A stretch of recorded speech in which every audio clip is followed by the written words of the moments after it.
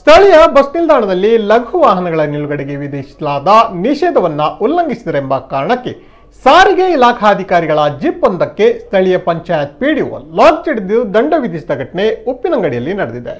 ಉಪ್ಪಿನಂಗಡಿ ಹೊಸ ಬಸ್ ನಿಲ್ದಾಣವು ಗ್ರಾಮ ಪಂಚಾಯತ್ ಅಧೀನದಲ್ಲಿದ್ದು ಸರ್ಕಾರಿ ಬಸ್ ಹಾಗೂ ಖಾಸಗಿ ಬಸ್ ಒಂದೇ ನಿಲ್ದಾಣದಲ್ಲಿ ನಿಲುಗಡೆಗೆ ಅವಕಾಶ ಕಲ್ಪಿಸಲಾಗಿದ್ದು, ಈಗಾಗಲೇ ಬಸ್ಗಳ ಸಂಖ್ಯೆ ಹೆಚ್ಚಾಗಿದ್ದು ವಾಹನ ದಟ್ಟಣೆ ಉಂಟಾದ ಹಿನ್ನೆಲೆಯಲ್ಲಿ ಲಘು ವಾಹನಗಳ ಪ್ರವೇಶವನ್ನ ನಿಷೇಧಿಸಲಾಗಿತ್ತು ಹಾಗೂ ನಿಲ್ದಾಣದ ಪ್ರವೇಶ ದ್ವಾರದಲ್ಲಿ ಲಘು ವಾಹನಗಳ ನಿಷೇಧ ಫಲಕವನ್ನು ಕೂಡ ಅಳವಡಿಸಲಾಗಿತ್ತು.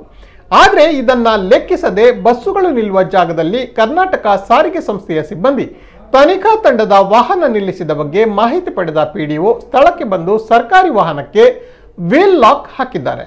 ಈ ವಿಲಕ್ಷಣ ಘಟನೆಯಿಂದ ಕಸಿವಿಸಿಗೊಳಗಾದ ಅಧಿಕಾರಿಗಳು ಪಂಚಾಯತ್ ಆಡಳಿತಕ್ಕೆ ದಂಡ ಪಾವತಿಸಿ ವಾಹನವನ್ನ ಲಾಕ್ ಮುಕ್ತಗೊಳಿಸಿದ್ದಾರೆ.